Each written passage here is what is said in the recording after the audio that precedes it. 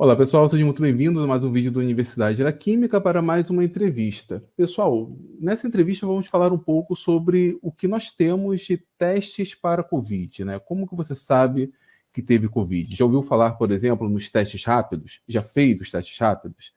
Já ouviu falar do é, teste sorológico que identifica IgG, IgM? O que significa isso? Bom, ao longo desses últimos 6 meses, eu gravei vários vídeos cujo tema estava relacionado à Covid, falando sobretudo de medicamentos, de fármacos.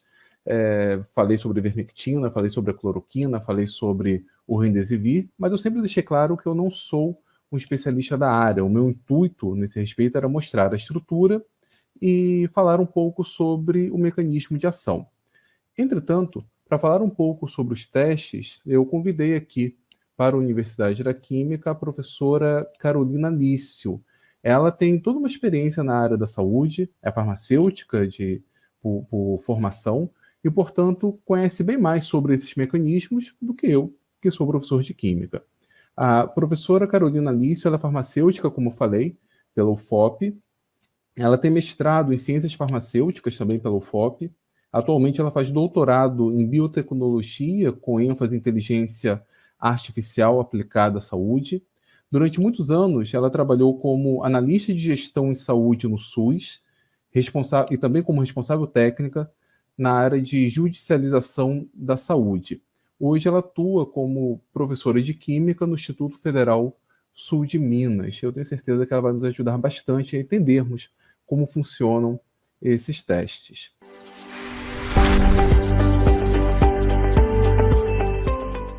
Professora Carolina, me escuta? Tudo bem? Olá, Antônio. Tudo bem, e você? Tudo ótimo. Olha, muito obrigado mesmo por ter aceito o convite. Fico muito feliz de recebê-la aqui na Universidade da Química e muito honrado mesmo com a sua presença. Eu que agradeço a oportunidade, né? Nunca imaginei que eu estaria aqui na Universidade da Química participando, né? Não, De um todos nós vídeo com de vocês. certeza estamos muito felizes com a sua presença e vamos aprender bastante. Você pode falar um pouquinho para a gente sobre os vários exames que nós temos, ou os vários tipos, pelo menos, de exames que nós temos para identificar a Covid? Sim, eu vou realizar uma apresentação aqui o mais objetivo possível para estar tentando explicar sobre os tipos de testes que nós temos, para que as pessoas possam pelo menos compreender e entender algumas complexidades, né, que nós estamos tendo, principalmente no Brasil, em relação à interpretação desses testes, né? O que está acontecendo de interferência e o que pode ter impactado aí nessa ampliação do tempo que nós estamos tendo aí desse patamar durante a pandemia, né? Sim. Só lembrando, pessoal, Carolina, você pode colocar a apresentação, mas só lembrando aqui para o pessoal que essa entrevista, como eu tenho feito ultimamente, ela é gravada, ela não é ao vivo, só que ela está colocada como estreia. Então, vocês podem interagir no chat, inclusive estamos online aqui, eu e a professora Carolina, então no chat aqui do lado, ou aqui em cima, embaixo, enfim, podem colocar suas dúvidas, que teremos prazer em responder. E aproveitem também, já dê o seu like, compartilhe essa apresentação. Se for novo por aqui, se inscreva na Universidade da Química. Bom, vou colocar a sua apresentação aqui, já está visível para todos. Quando você quiser, professora, pode ficar à vontade. Então, pessoal, nós vamos falar um pouquinho, né, de maneira bem objetiva sobre os testes laboratoriais que estão sendo utilizados aí durante a pandemia da Covid-19, de maneira objetiva porque os testes laboratoriais, vocês vão verificar daqui a pouco que eles são divididos basicamente em dois grandes grupos, né? E uma parte desse grupo envolve a imunologia, né? A imunologia clínica é algo muito complexo, né? A resposta imune do indivíduo é algo muito complexo para a gente estar conseguindo discutir de maneira adequada e objetiva num curto período. Então, eu vou tentar passar o principal do contexto para vocês, para que possa ir até subsidiar, caso alguém ou tem algum familiar que tenha passado por uma situação ou tem alguma dúvida relacionada em relação a estes testes, né? Então, a COVID-19, né, o nome da doença, tá? Ela é causada pelo vírus, o SARS-CoV-2. O SARS-CoV-2, ele é da família dos coronavírus. Dentre esses coronavírus, nós temos aí já um histórico, né, no mundo aí de algumas epidemias, especialmente em relação ao SARS-CoV, né, e o MERS-CoV, tá? SARS-CoV é um nome que foi dado no primeiro aparecimento, né, da síndrome respiratória aguda grave, que era causada por um vírus da família dos coronavírus, né? E aí, o novo coronavírus, ele era chamado de 2019 nCoV, e aí depois ele passou a ser chamado de SARS-CoV-2. Então, basicamente, né, dos testes, nós temos dois grandes grupos dos testes, tá? Os testes que são relacionados com o vírus e os testes que são relacionados com a resposta do indivíduo. Dentre os testes que são relacionados com o vírus, talvez o mais famoso que nós estamos mais ouvindo falar é o PCR, né? RT-PCR. A gente vai falar um pouquinho sobre ele mais adiante. Mas também nós temos os testes rápidos moleculares, né? Em outros países, alguns países aplicaram algum tipo de testes nesse sentido, e os testes que também estão relacionados com proteínas virais, tá? Então, dentre os testes relacionados com o vírus, o nosso enfoque aqui no Brasil que tem sido utilizado é o RT-PCR, tá? Em relação à resposta do indivíduo, nós temos os testes que são os testes sorológicos e os testes que são os testes rápidos, tá? Os testes rápidos é esse que nós estamos ouvindo falar bastante, que é aquele que o pessoal utiliza normalmente, né? Fura o dedo para fazer o teste e ele sai realmente o resultado rápido, né? Por isso que é esse nome, tá? E os testes sorológicos é aquele que o pessoal vai lá no laboratório ou na unidade para fazer a coleta, né, do sangue, e aí é feito tem todo um processo específico para a realização desse teste, e normalmente o resultado demora um pouquinho mais em relação ao teste rápido, tá? Os valores também costumam ser bastante diferentes. Em relação aos testes relacionados ao vírus, né?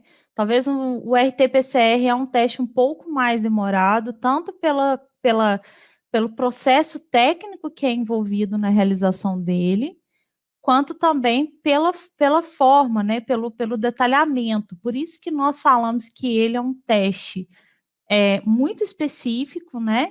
E muito sensível se a gente comparar com os outros dois, o sorológico e o teste rápido. E aí, dentre os testes sorológicos, nós temos, por exemplo, algumas metodologias que são aplicadas, como ELISA, quimioluminescência, imunofluorescência, e já nos testes rápidos, a metodologia é imunocromatografia, tá? Qual a diferença de um para o outro, entre o sorológico e o rápido? O teste sorológico, a gente quantifica, na maioria das vezes, né? Não só qualifica, a gente também quantifica um anticorpo que está envolvido ali. Já no teste rápido, muitas vezes a gente identifica se tem ou se não tem. Então, a gente basicamente qualifica ali aquela amostra daquele indivíduo, se ela tem a presença daquele anticorpo ou não. Em relação ao PCR, então, o PCR é nada mais do que a reação da cadeia em polimerase, tá? Que é uma técnica de biologia molecular usada para avaliar a presença ou ausência de um gene de uma amostra, do gene do DNA de uma amostra, tá? E durante o processamento desse teste é utilizada a polimerase, né? Que é uma enzima responsável dentro das nossas células por fazer a duplicação e a transcrição ali, ela está envolvida na duplicação e na transcrição de DNA ou RNA. Basicamente, o que ela faz é catalisar a adição de novos nucleotídeos a uma cadeia, né, de DNA ou de RNA. Então, a gente tem ali por exemplo, a DNA polimerase, né? Então, o nome geral, o nome genérico dela é a polimerase.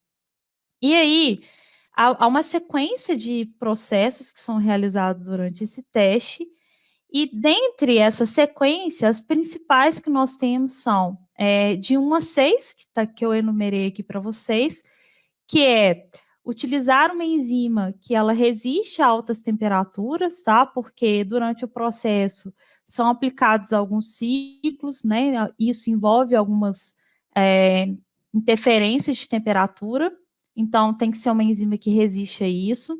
Bases nitrogenadas, os primers, que são os moldes de DNA, que vão ser o segmento de interesse ali durante a realização do procedimento, e o DNA do organismo que a gente quer analisar, e aí a gente passa por vários ciclos, né, que vão envolver ali as temperaturas que eu comentei com vocês, que vão migrar de entre alta e baixa temperatura, tá?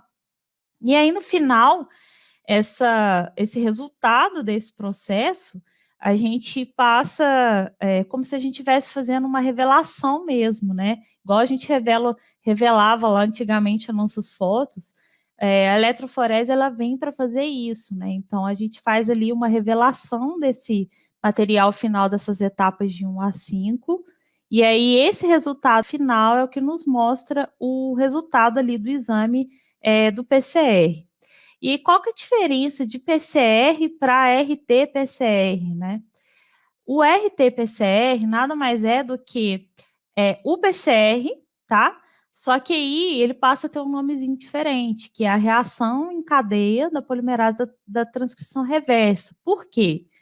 Porque qual que é a diferença, basicamente, de um para o outro? A diferença é porque, no caso, especificamente, por exemplo, do coronavírus, né, o SARS-CoV-2, a gente tem um vírus que não tem no seu código, né, genético DNA, e sim o RNA. Então, a diferença do RT-PCR para PCR é que nós vamos ter ali uma etapa, tá, a mais, em que a gente vai converter aquele material, no caso do vírus, né, do SARS-CoV-2, que é o RNA, a gente vai converter esse RNA em um DNA complementar, tá? Então, ele vai ter uma etapazinha a mais que a gente fala que é a utilização ali do cDNA. O C vem de complementar. Então, a gente pega o material dele, faz um DNA complementar e depois segue o processo que a gente viu anteriormente, usualmente. Então, ele tem uma etapa a mais porque o material que a gente está avaliando ali não especificamente é o DNA, tá? E, além disso, a gente também tem um outro tipo de PCR, que é o RT-qPCR, que nada mais é do que o RT-PCR, só que esse Qzinho, ele significa quantitativo, tá? E aí ali a gente utiliza um fluoróforo para que durante o processo, né, haja uma reação com a emissão de luz, e aí sim a gente possa quantificar aquela quantidade mesmo, né, numerar em valores o quanto que tem ali do material genético na amostra. Esse folder, ele é de uma força-tarefa da Unicamp, ele é muito simples, objetivo, mas ele especifica para a gente claramente como é que é feito, né, o exame de PCR. Chamar a atenção de vocês que, né, a gente tem visto bastante aí alguns boletins das prefeituras, dos municípios, utilizando a nomenclatura de exame SUAB, tá?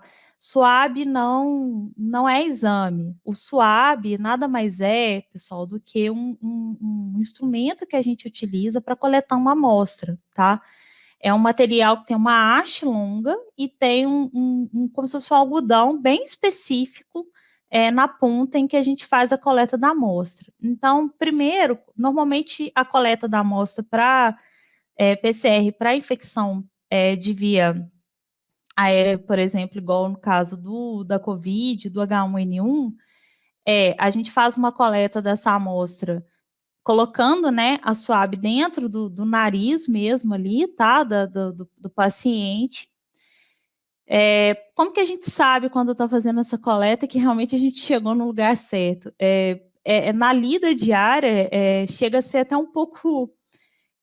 realmente é uma prática, tá, pessoal? Porque a gente utiliza suave e a pessoa ela chega até lacrimejar quando a gente consegue chegar realmente aonde que tem que ir para coletar a amostra, tá? E aí, quando a gente coloca isso no nariz, a gente faz, realmente insere bastante o suave, né? Faz essa coleta. E além do nariz, a gente também faz isso na boca, tá? Então, normalmente a gente faz uma coleta no nariz e faz na boca, tá?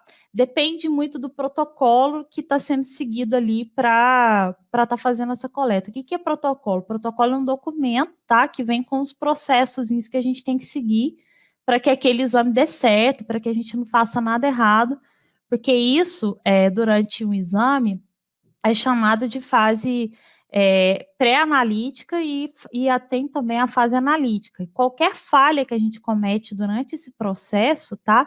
Desde a coleta, da hora que o paciente chega no laboratório, até a hora que a gente armazena essa amostra, isso tudo interfere no exame. E se tratando de PCR, isso é muito, muito importante.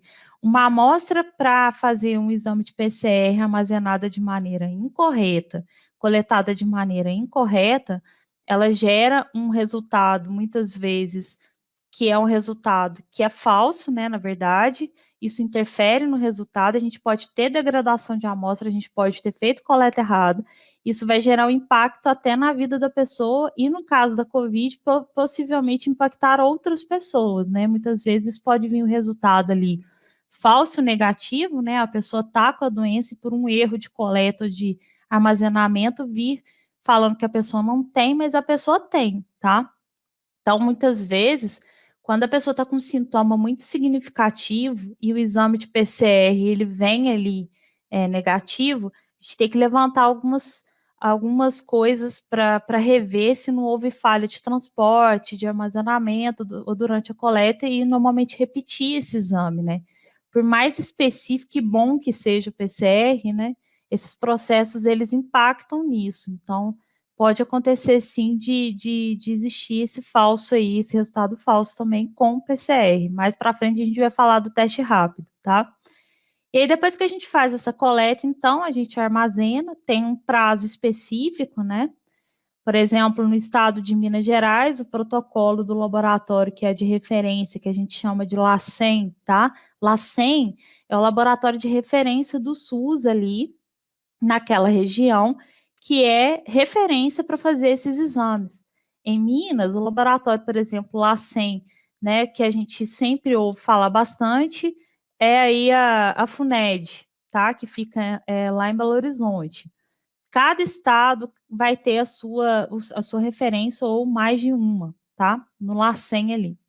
E aí lá eles fazem, né, então, a extração do RNA viral, né, no caso do SARS-CoV-2 é um vírus que eu falei para vocês, tem o seu material é de RNA, por isso que é RT-PCR, não só PCR, tá?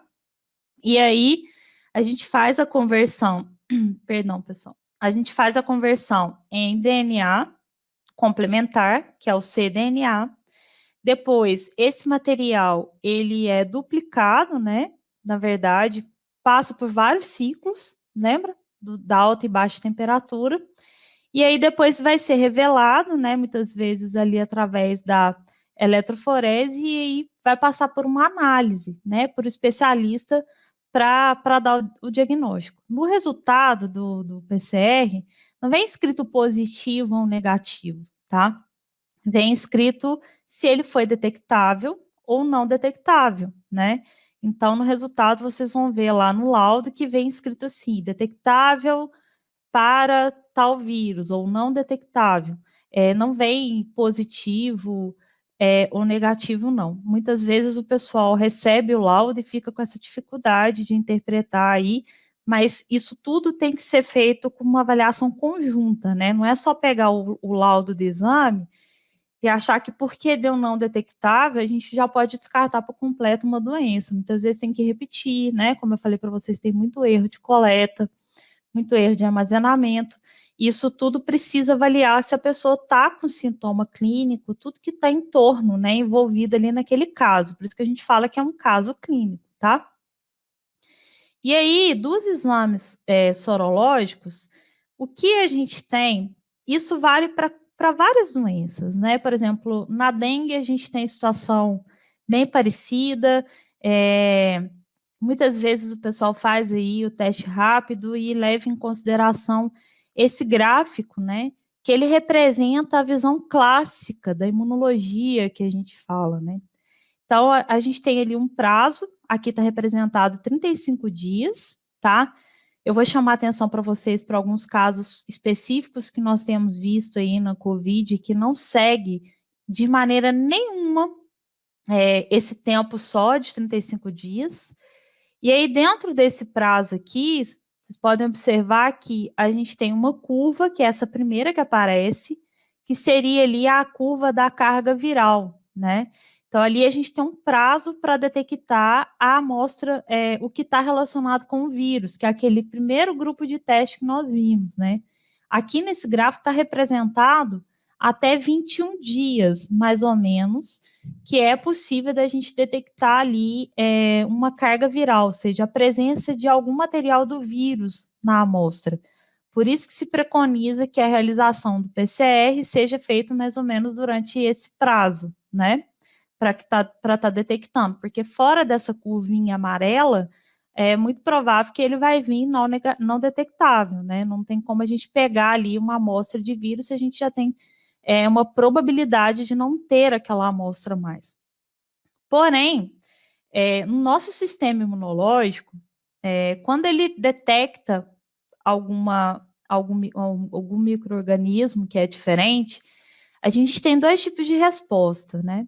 A resposta que é ali, que acontece assim que esse organismo ele invade, né? Assim que esse micro-organismo ele invade o nosso organismo, e a partir de algumas horas, depois, posteriormente, de vários dias, a gente vai tendo uma adaptação no nosso sistema imunológico e a gente vai tendo a produção de proteínas, tá?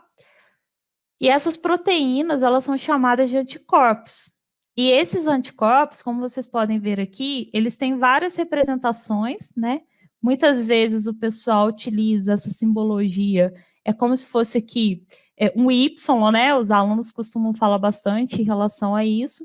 Significa ali que é uma proteína, né? A gente tem cadeia leve, cadeia pesada, mas eu trouxe a ilustração para vocês, para que vocês vejam, por exemplo, que o IgM, ele não é só simplesmente o Yzinho que alguns alunos, né, costumam chamar. Se a gente comparar aqui o IgM com o IgG, por exemplo, vocês vão perceber que o IgM é algo maior, é um pentâmero, né, é um anticorpo bem diferente em relação a IgG.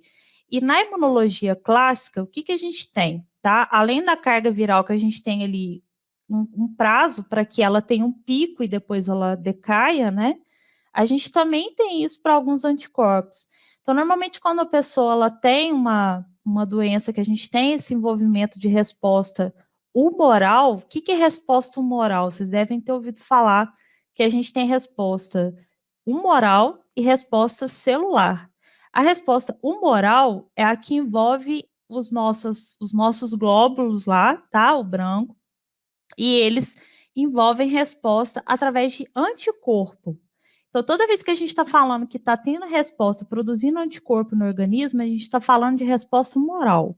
Quando a gente está falando de resposta celular, a gente também está falando de resposta do nosso sistema imune, mas essa resposta celular, ela não está ali diretamente envolvida com o anticorpo, tá? Ela já envolve uma resposta da célula mesmo. A gente tem várias células específicas que vão responder àquela infecção.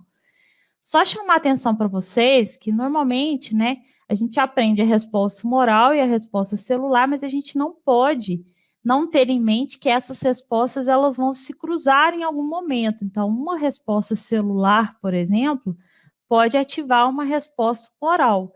Então, um glóbulo do nosso sistema imune pode ser capaz de ativar outro para produzir anticorpo, por exemplo, tá?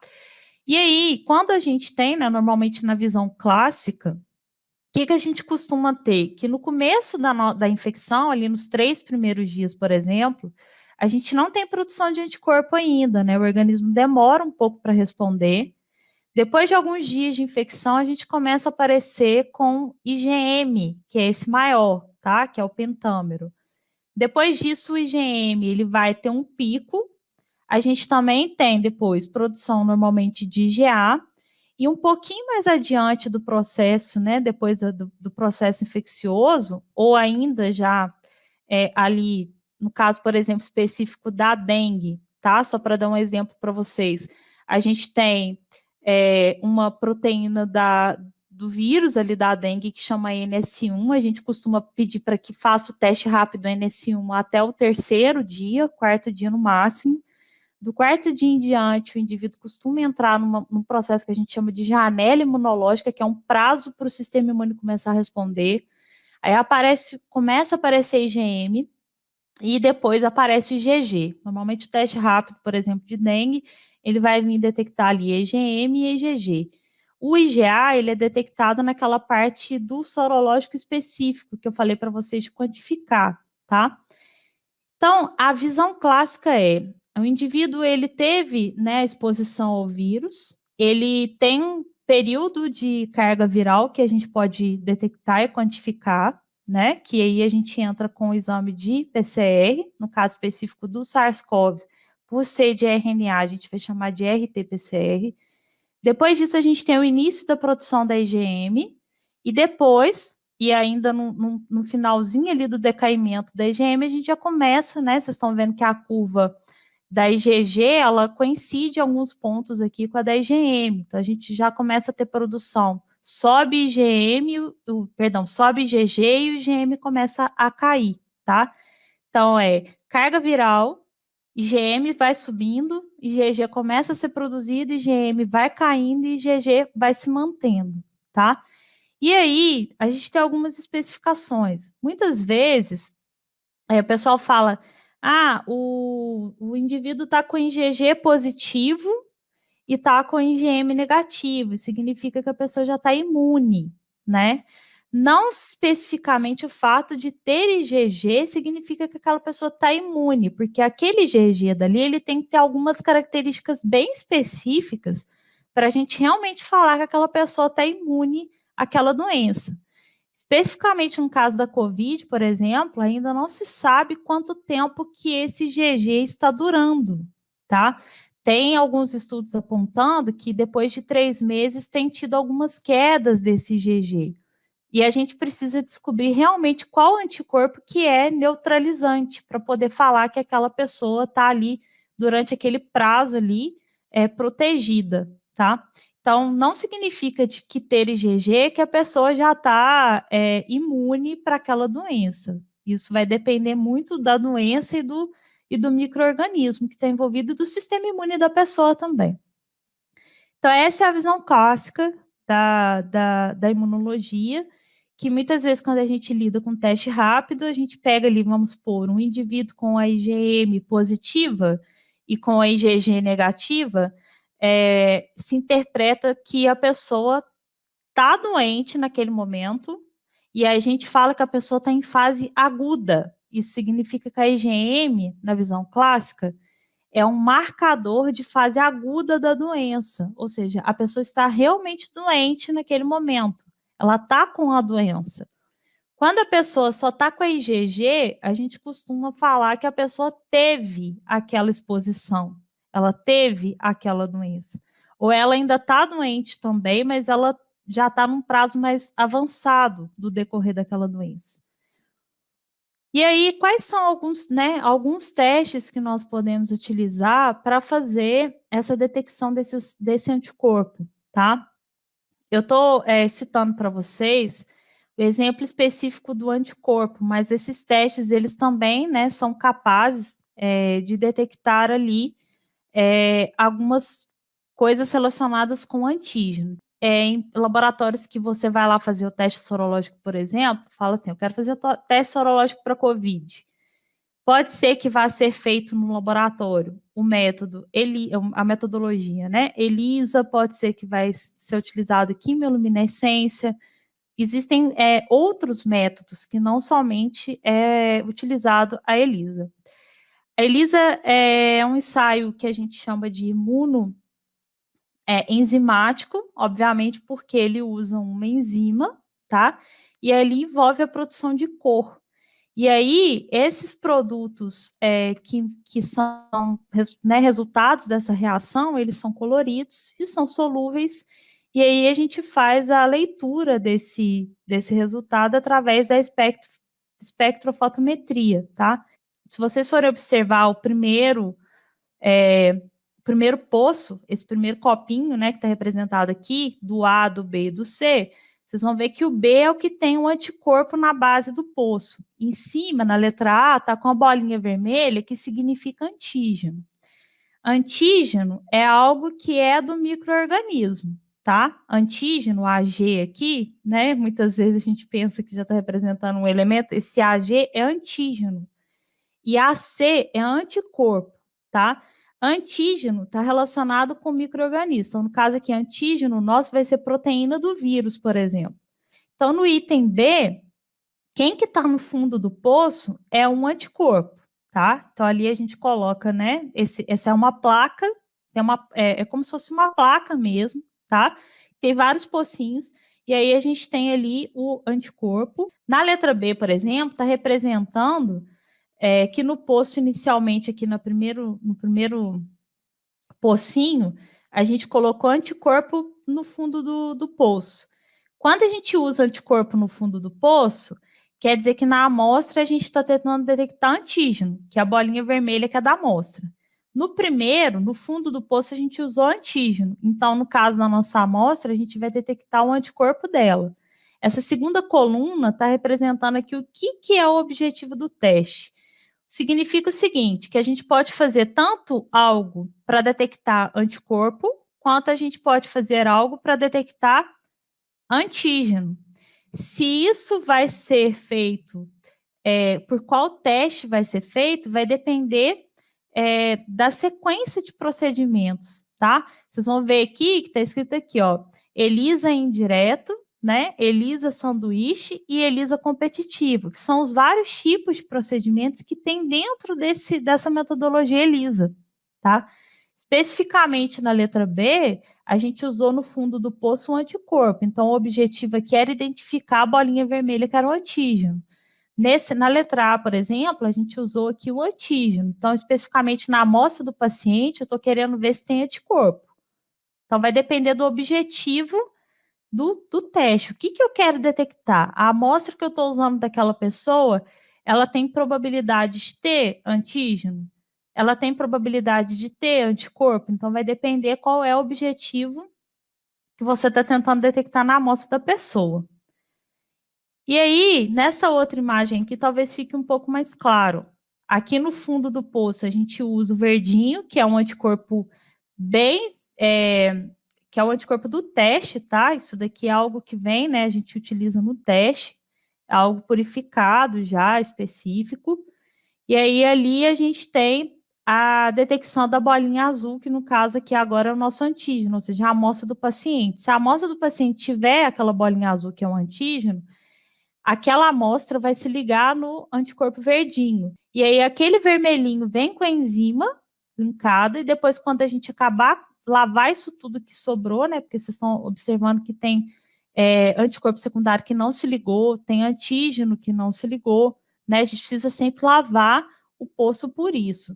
E aí, por fim, a partir do momento que a gente tiver o verdinho, que é o anticorpo do teste, a bolinha, que é o antígeno específico aqui, que é a amostra do paciente, por exemplo, e depois a gente coloca o anticorpo secundário, que é o vermelhinho com a enzima, a gente vem e coloca o substrato da enzima.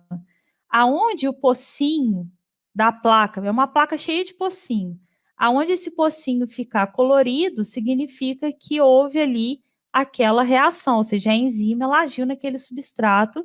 Especificamente nesse exemplo aqui, significa que ali, né, a gente tem um antígeno de interesse, né, na amostra de interesse. Então, são produtos que são solúveis, a gente consegue fazer essa leitura. Normalmente, utiliza-se coenzima peroxidase, tá? E o substrato da peroxidase é o peróxido de hidrogênio, mas também são utilizados outros cromógenos, podem ser utilizados outros cromógenos. E ainda nos testes sorológicos, na verdade, utilizados como teste diagnóstico que envolve a resposta da pessoa, né? A gente tem aí os famosos testes rápidos. Aqui, para exemplificar para vocês, a gente colocou 4 plaquinhas. O teste rápido, o princípio dele é de imunocromatografia. Então, aqui embaixo é um pocinho, tá? Normalmente, o teste rápido, você pode colocar ou sangue total, que no caso desse exemplo aqui, especificamente está pela coloração vermelhinha, ou a gente também pode colocar soro, né? Depende muito do teste. Especificamente nesse aqui, está utilizando sangue total, por exemplo, tá? E aí aqui, para mostrar para vocês que nesse primeiro quadradinho, está mostrando que o vermelhinho, a linha vermelha, tá? Positivou ali na letra C, que significa que o teste tá ok, ele está funcionando. Por quê? Porque o controle dele positivou, tá?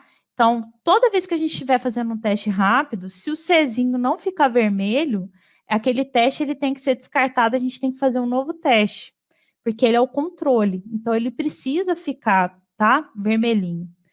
E aí, nesse primeiro, o G, que é o do GG, e o M, eles não ficaram, certo? Positivos. No segundo, o IgG ficou positivo. No terceiro, o IgM é que ficou positivo. E aqui nesse quarto, a gente tem as 3 linhas, né? Que ficaram aqui positivas. Normalmente, essa linha colorida são complexos, né? A gente tem aqui reação de imunocomplexos, né? A amostra ela migra aqui do pocinho até o C, que é o controle.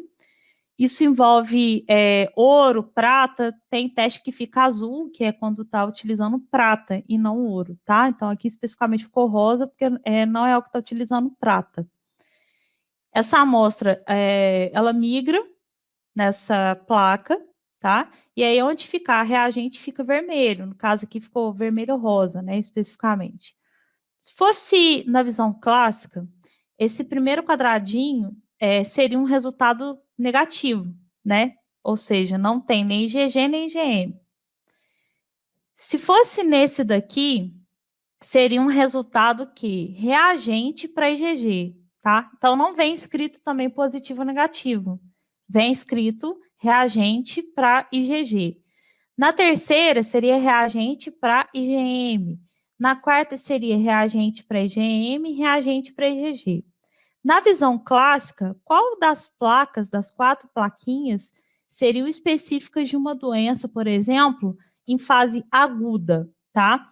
Ou a terceira, porque deu IgM, né, reagente, ou a quarta, porque ela também deu IgM reagente. Está iniciando lá IgG, ó, mas também deu IgM reagente, tá? Então, fase aguda, a gente escolheria a terceira plaquinha e a última. Só que isso, como eu falei para vocês, seria para a visão clássica, certo? Então, toda escolha de um teste, ela tem que envolver efetividade e rapidez. Por exemplo, o teste rápido, ele é mais barato, normalmente, e ele é rápido, mas ao mesmo tempo ele tem vários problemas no decorrer do uso dele. Dentro desses testes, a gente tem que ver qual que é mais sensível, qual que é mais específico. De todos os testes que a gente viu, o teste mais específico e o melhor teste, que a gente chama de teste padrão ouro, que é o teste de escolha para COVID, é o PCR, que é o teste que realmente vai detectar ali algo do vírus, o fragmento ali, alguma coisa relacionada com o vírus, tá? Então, a OMS, ela recomenda o exame, né, no caso, a RT-PCR para COVID, como padrão ouro, ou seja, é ouro, é o teste que tem que ser utilizado para fechar um diagnóstico, tá? O teste rápido, ele não deve ser usado para fechar diagnóstico de COVID. Então, muitas vezes, a pessoa ela vai numa farmácia ou ela vai num laboratório, ou tem muitos municípios que estão fazendo teste rápido e as pessoas estão pegando o resultado, falando igual essa primeira plaquinha aqui, ó. Ah, não deu nada, então eu não tenho. Ou, eu já tive, né? Eu tô com o IgG, essa segunda plaquinha aqui, eu tô com a IgG reagente, eu já tive, né? Primeiro, já tive não garante, a gente não tem certeza de que a gente não vai ter de novo e nem que isso aqui vai durar tanto tempo. A gente não sabe ainda exatamente quanto tempo que essa IgG ela vai ficar ali no indivíduo. E o fato de não ter dado nada no teste rápido não significa que a pessoa não esteja com o vírus. Porque primeiro que ela pode estar naquela fase inicial de estar com o vírus, mas a resposta imunológica dela não ter respondido. Como este exame pode não ter sido sensível e específico o suficiente, porque a pessoa está com um pouquinho de anticorpo. E aí esse exame não pega. Então, ninguém pode pegar um teste rápido e pegar um resultado negativo ou algo que já tenha dado positivo, sem ser com IgM, e achar que não vai passar para outra pessoa que não está doente, ou pior, que já está totalmente imune, tá? Esse é o grande problema aí do uso do teste rápido. A interpretação desses testes, ela tem que ser muito bem feita. E aí, o que a gente entra no grande problema em relação à COVID é exatamente isso. Primeiro, é que normalmente a RT-PCR, o indivíduo, não sei se vocês se lembram que eu apresentei no gráfico ali, uma possível positividade até 21 dias, né? Era o primeiro morrinho amarelinho. No caso da COVID, o professor Lisandro Borges tem um canal dele, né, lá no YouTube, ele tem uma apresentação sobre a atipia da imunologia da COVID. Recomendo a todo mundo que faça a visualização desse vídeo, onde ele apresenta vários casos de pacientes que estavam internados, né? Ele fez um trabalho conjunto com vários médicos, estavam tratando alguns casos específicos em UTI, e ele apresenta essas atipias. Ele apresentou, por exemplo, que teve paciente que apresentou resultado positivo até 35 dias, ou seja, a pessoa estava podendo transmitir o vírus por 35 dias. Tem um outro caso que ele apresenta, que a pessoa ficou positiva na RT-PCR tantos dias, depois parou de dar positivo e depois de um tempo na UTI voltou. Eles não sabem se essa pessoa pegou uma outra cepa dentro da UTI ou se essa pessoa reativou o vírus. Ainda não se sabe, tem que realmente fazer mais estudo para poder identificar qual que é o problema. Então, mesmo sendo o exame que é padrão ouro, recomendado pela OMS, nós temos aí que pensar que, por essas pessoas estarem apresentando essas atipias nos resultados, será realmente que 14 dias é o prazo adequado da gente estar fazendo aí uma quarentena? O prazo médio ideal sugerido, né, pelos resultados de atipia são 21 dias e não 14 dias, por exemplo. Outro problema que tem sido observado, né? Lembra que eu falei para vocês que a IgM é marcador de fase aguda naquela visão clássica, naquele gráfico? Na COVID, tem paciente que nem está apresentando IgM. Não positiva a IgM. Então, qualquer exame que aquela pessoa fizer, por exemplo, teste rápido, o IgM vai dar negativo. É como se aquela pessoa tivesse sendo classificada como se não tivesse tendo a doença naquele momento. O que é mentira. Muitas vezes a pessoa não tem IgM, mas quando a gente faz o PCR dela costuma positivar. Isso significa que ela está com vírus, ela está doente, mas ela não produziu anticorpo IgM. Isso está acontecendo bastante, tá? Então, a IgM, ela não é um bom marcador de fase aguda para COVID, por isso que a visão clássica, ela cai por terra, ela não pode ser utilizada para COVID, né?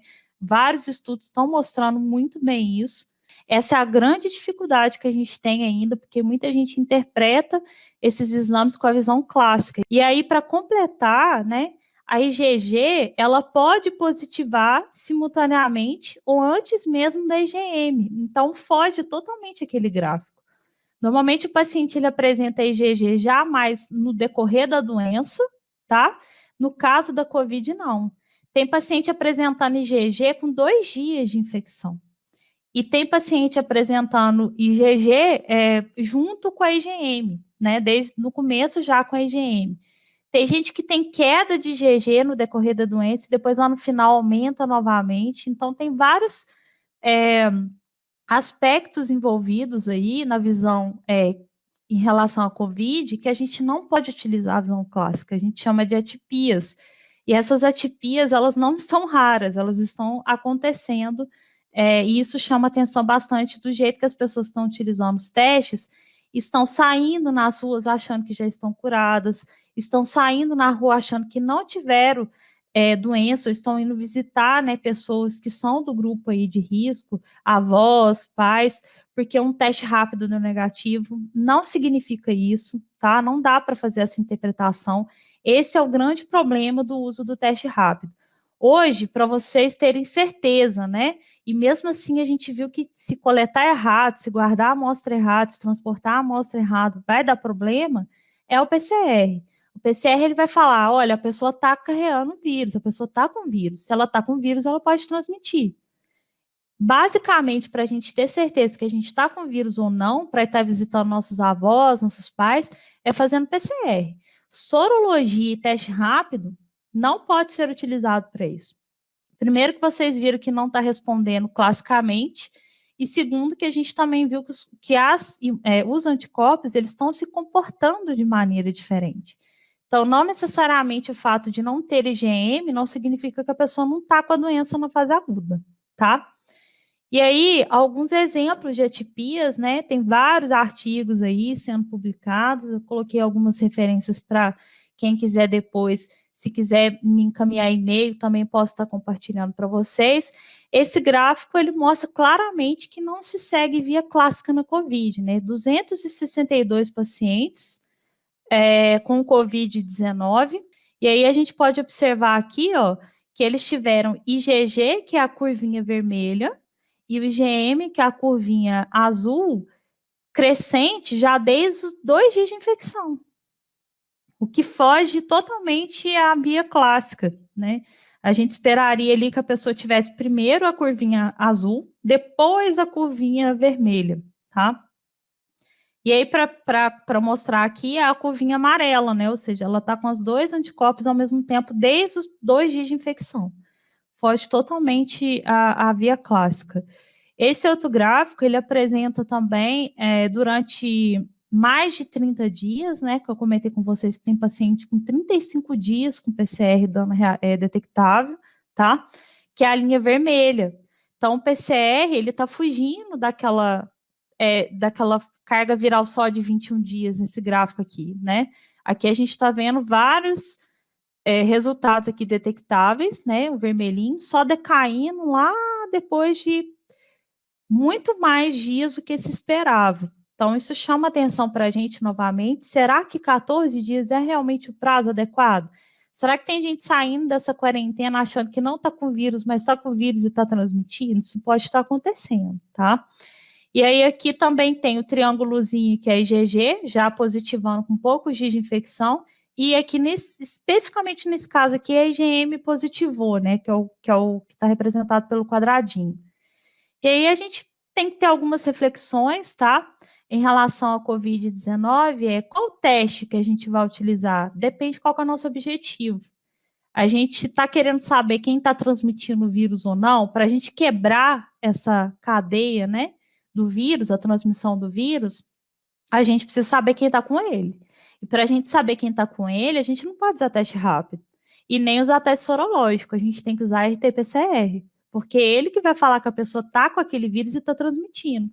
Esse é talvez um dos grandes pontos falhos, né, do nosso país, foi essa utilização em massa, né, muita utilização de teste rápido, o que deu uma falsa impressão para as pessoas, pelo fato do teste rápido vir negativo, ou vir com IgG positivo só, de que as pessoas ou não tinham vírus, ou que já tinham tido a doença.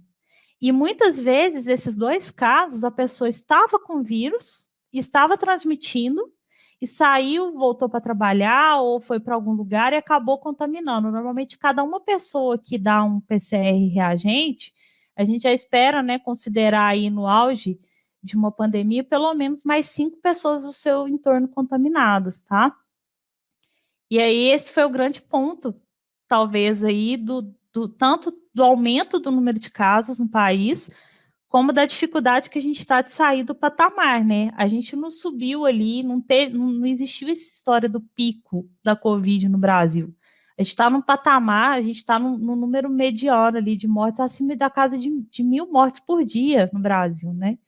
Então, muitas vezes as pessoas estão utilizando o teste errado para o objetivo que elas querem.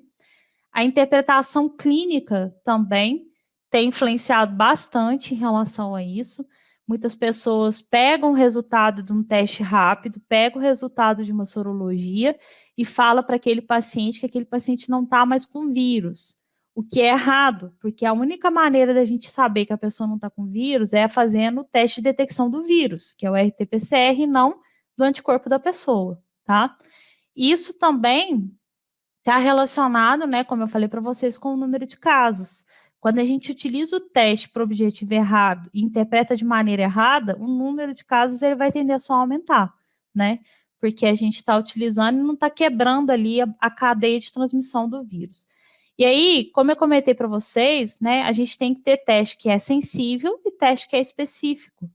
Os testes, principalmente os testes rápidos, na bula dele vem lá escrito um percentual. Teste 80% de sensibilidade, 90% de especificidade. O que significa o teste ser sensível, né? Significa que de todo mundo que está doente, quem realmente está com Covid? Se aquele teste conseguir detectar realmente quem está com a Covid, né, ele está sendo ali, identificando quem realmente está doente, tá? E ele, se ele conseguir detectar também quem não está doente, ou seja, se realmente der negativo para quem realmente não está doente, isso significa que ele é específico. E aí, aqui embaixo, chamar atenção para vocês que a gente já tem várias publicações agora chamando atenção não só para a problemática do pulmão dessas pessoas, né, com a Covid, mas também com lesões muito graves no coração e problemas neurológicos graves. E são sintomas neurológicos bem importantes. Então, chamar atenção para vocês que não é uma doença tranquila, que não vai gerar outros tipos de problema. A literatura está mostrando para a gente que isso não é verdade. Né? Nós estamos tendo casos graves relacionando a outros órgãos, sem ser só o pulmão, especificamente. Eu agradeço a oportunidade de estar podendo compartilhar um pouquinho com vocês sobre os testes. É bem complexo, espero ter esclarecido algumas coisas, principalmente em relação à utilização aí em massa dos testes rápidos, o que a gente não sugere que seja utilizado para o que está na prática no Brasil, né? O ideal seria realmente a gente fortalecer os centros de pesquisa que estão dando suporte, né, para os LACENS, igual, por exemplo, nós temos várias universidades que estão fazendo exame, né, RT-PCR, porque os LACENS, que eu falei para vocês no caso, por exemplo, de Minas, a FUNED, não dá conta do volume de amostra. Então, tem muita universidade, muito laboratório de pesquisa que foi credenciado e a gente precisa, sim, fortalecer esses laboratórios, investir em pesquisa no Brasil para que a gente possa conseguir sair de maneira mais adequada aí dessa pandemia, na verdade, porque do jeito que está utilizando só teste rápido, não vai ser a melhor forma da gente conseguir parar essa cadeia de transmissão do vírus. Professora Carolina, muito obrigado mesmo pela sua apresentação. Eu aprendi muita coisa, entendi muita coisa que eu desconhecia. Tenho certeza que quem acompanhou a entrevista, a aula, na verdade, né? Quem acompanhou a aula aprendeu bastante. Já havia um pedido para que eu falasse sobre esse tema, mas acho que nem em vários meses de estudo eu faria uma apresentação melhor. Muito obrigado. Eu que agradeço, mesmo. Antônio. É bem complexo, né? A gente falar sobre testes sorológicos especificamente, são muitas metodologias, vocês viram que eu falei bem ali, bem rápido, mesmo assim é difícil a gente explicar do pocinho, né, sobre ELISA e tudo mais, mas eu tentei dar alguns enfoques que têm chamado a atenção. Eu recebo mensagens diárias em relação ao teste rápido e a sorologia, profissional de saúde sendo avaliado, voltando a trabalhar com o resultado desses testes, sendo que não era isso que a gente deveria estar fazendo, né? A gente deveria estar realmente usando só RT-PCR, especificamente para esses casos desses profissionais de saúde, e mais ainda para quem tem familiar do grupo de risco. Né? É a única garantia que a gente tem que a pessoa não está carregando o vírus ali, né? Sim, e a situação realmente ela é muito complicada. Pela qualidade do teste, o acesso que nós temos aos testes. Enfim, 2020 é 2020, e com todas as suas complicações. Uma coisa muito interessante, há algumas semanas atrás eu gravei um vídeo no bate-papo de domingo falando que não gostava de análise instrumental. A última entrevista que eu fiz aqui, veio o professor Luiz Fernando mostrando a aplicação da absorção atômica. Ao longo da sua apresentação, eu fiz algumas anotações de algumas técnicas que são utilizadas: eletroforese, cromatografia, fluorescência, espectrofotometria, tudo isso é análise instrumental. E nesse caso, análise instrumental aplicada nesses testes. Estamos falando especificamente de COVID, mas são aplicados em inúmeros outros testes. Então, eu não gostei de análise instrumental, infelizmente a minha experiência não foi boa, mas é uma disciplina, uma matéria muito importante para a formação do químico, farmacêutico e de inúmeros outros profissionais. Por sinal, professora, deixa eu te fazer uma pergunta um pouco mais pessoal. A sua formação é em farmácia, certo? Sim, a graduação, mestrado. Eu sei que agora você está atuando como professora. Professora Então, de? Antônio, eu ministrei as disciplinas de química, inorgânica, geral, bioquímica, né, que é a minha paixão aí. Agora eu estou ministrando aula também de orgânica e de análise instrumental. Na verdade, você está dando aula de Isso. química e de várias disciplinas de química. Né? E o que fez você querer ser professora? Você já tinha uma carreira na área da saúde, né? Como comentamos no início. Só que agora está atuando como professora. Então, a O minha que área levou a essa mesmo, mudança? né, na docência, a química, é a bioquímica com a química orgânica, né? O farmacêutico, ele tem uma grande quantidade de química durante o curso, né? Eu brinco com os meus alunos que eu fiz bastante química, e especificamente química orgânica, a gente chega a perder um pouquinho a conta, né, da quantidade de química orgânica que a gente faz. Mas eu sempre, desde o ensino médio, eu sou apaixonada com a química, né? Meu pai é farmacêutico, eu, desde criança convivi no laboratório, eu acho adorável, né? E eu sempre, no ensino médio, eu gostava de ensinar, né, de compartilhar conhecimento ali com os meus colegas, né, de sala. E depois disso, durante o mestrado, eu tive a oportunidade, né, eu fui professora no colégio em Ouro Preto, dei aula no cursinho, né, no pré-vestibular. Sempre gostei, sempre ministrei aula particular, né, em Ouro Preto. Quando eu fazia mestrado, eu tinha muitos alunos de aula particular, eu adorava compartilhar ali com eles, era uma oportunidade única que eu tinha. Depois eu acabei, antes de eu terminar o mestrado, né, eu acabei passando um concurso, eu fui servidora pública do SUS, tentei manter ainda, tentei continuar ainda dando aula, mas acabou que eu trabalhava em plantão, turno, ficou bem complicado, eu acabei tendo que sair da docência e acabei me apaixonando pelo SUS. Só que dentro do SUS, a área que eu mais gostava e a atuação que eu mais gostava de fazer era educação e saúde. Então, eu sempre quis construir conhecimento com as pessoas e compartilhar conhecimento com as pessoas, né? Então, eu não desisti. E aí, durante esse trabalho meu no SUS, eu acabei tendo a oportunidade de estar fazendo o concurso no Instituto Federal e continuei seguindo a minha trajetória no Sistema Único de Saúde. Depois ainda tive a oportunidade de trabalhar junto com o direito à saúde, que é outra área que eu me apaixonei, sou apaixonada pelo direito sanitário, né? É uma coisa que floresceu, né? Ela floresceu em mim, eu não sei explicar muito bem como é que foi, mas eu tenho um carinho muito grande pelo direito. Mas ainda dentro do direito, a gente lidava todos os dias com pacientes, né? Eu ia muitas vezes na Defensoria Pública, que envolve ali educação e saúde, né? A gente trabalha esse processo de ensinar as pessoas como é que o SUS funciona, como é que a saúde, como é que o teste rápido funciona. Isso tudo faz parte do trabalho do profissional ali do Sistema Único de Saúde. Então, eu sempre quis ser docente e tive essa oportunidade do concurso, e esse ano eu fui convocada, né? Eu passei esse ano a trabalhar no Instituto Federal, eu trabalhei 8 anos no SUS, e durante esse trabalho meu no SUS, eu também fui professora em Ouro Preto, no colégio, né? Tive alunos maravilhosos, encontro com eles até hoje. Tem vários alunos que foram fazer engenharia química, medicina, porque apaixonaram ali pela química aplicada à vida, de várias coisas.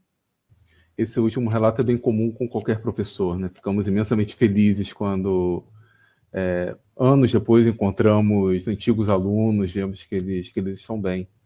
A área docente é fantástica, maravilhosa, pelo menos na minha opinião e pelo que a professora falou, também compartilha da mesma ideia.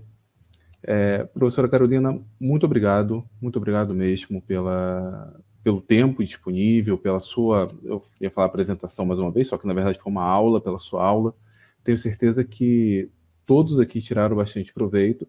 Inclusive, pessoal, a professora Carolina já acompanha a Universidade da Química há algum tempo, então vocês podem deixar aqui nos comentários, né, o chat, enfim, pode ser colocado aqui do lado, mas depois pode deixar aqui nos comentários algumas dúvidas, algumas perguntas a respeito da área de farmácia, né, da área da atuação do farmacêutico. Eu não posso ajudar por falta de conhecimento, mas tenho certeza que a professora Carolina pode contribuir bastante Vamos ver, a nesse gente respeito. talvez tenha tema mais adiante para estar pensando até em outra conversa, né, Antônio? Que a aplicação dos métodos analíticos ali na avaliação de medicamentos genéricos, talvez tenha bastante gente aí que está fazendo farmácia tem interesse nisso, né? Validação de método. Se o medicamento, qual a diferença do genérico para o de referência? E em relação à oportunidade, para mim, eu tenho muito que agradecer. Eu estou aqui para aprender sempre, sou estudante eterno da Universidade da Química, né? Eu passei no concurso graças ao professor Antônio, né? Eu já tinha um tempo que eu tinha terminado o mestrado, eu não segui a carreira acadêmica direta, eu fui realmente trabalhar, né? Tive essa oportunidade de estar trabalhando no SUS, e durante esse processo do concurso, as aulas do professor Antônio, elas foram cruciais para mim, né? Então, foram de grande importância no meu processo de estudo para o concurso em si. Ele me auxiliou bastante durante compreensão de conteúdos que muitas coisas a gente acaba tendo que revisar, né, se aprofundar. Eu sou muito grata à Universidade da Química, eu só estou hoje, talvez no IF Sul de Minas, graças às aulas do professor Antônio, sou grata a ele para sempre, assim, foi muito importante, e até hoje a gente compartilha muita coisa, eu sempre aprendo, todos os dias a gente aprende alguma coisa e quer conhecer mais, estudar mais. É muito gratificante isso para a gente, viu, Antônio? Muito obrigada mesmo. Nada, eu fico muito feliz e muito honrado de ter ajudado de alguma forma, mas o mérito é seu, foi você que estudou, mas fico feliz em ter ajudado. E a casa está aberta, a Universidade da Química está aberta sempre que você tiver disponibilidade para compartilhar seu conhecimento, falar um pouco. Você tem uma visão que é bem diferente da minha em termos de aplicação da química, área de farmácia, na área bio, né, de uma maneira geral. E a casa está aberta, a Universidade da Química está aberta sempre que você tiver disponibilidade. Agradeço muito mesmo pela aula de Eu, de hoje. novo, agradeço. Tem muita coisa bacana para a gente estar compartilhando aí da área bio com a química, né? Além da parte da farmácia, ainda tem a aplicação da química ambiental aí, que eu tive oportunidade.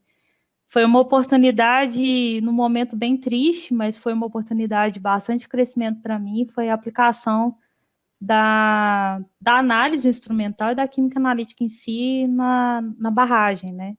Acabou que a gente trabalhou com bastante situação ali de metal pesado, contaminação ambiental e tudo mais. Muito legal esse compartilhamento, agradeço novamente a oportunidade, estou à disposição para qualquer dia que a gente quiser conversar de novo e compartilhar e aprender mais também. Bom, muito bom. Bom, pessoal, se vocês ficaram até aqui, muito obrigado mesmo pela presença de vocês. Não se esqueçam, se inscrevam na Universidade da Química, compartilhem essa entrevista, essa aula. Tem bastante informação aqui. Dê o seu like, é muito importante. Professora, muito obrigado e Obrigado, um tchau. abraço para meus alunos IF. Obrigada, Antônio. Tchau.